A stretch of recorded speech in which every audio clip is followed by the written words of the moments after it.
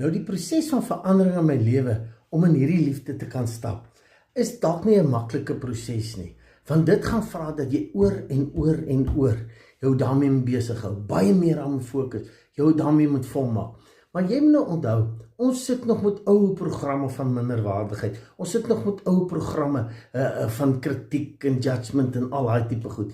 En ons sit met 'n ego. Nou die ego is 'n meganisme wat in ons lewe is om ons programme te beskerm. So as enigiets indrys wat lynreg is teen my programme, dan spring die ego op en hy beskerm en ons verdedig en dit is nie altyd, dis kan positief en negatief wees. So jy moet weet, daar is nog baie negatiewe programme, maar moenie dat dit jou bekommer nie. Die oomblik as jy gekies het vir hierdie joyvolle pad, van ek wil 'n ander persoon wees, ek wil ander goed beleef, dan begin daai proses en dit is 'n exciting journey waarna ons gaan kyk.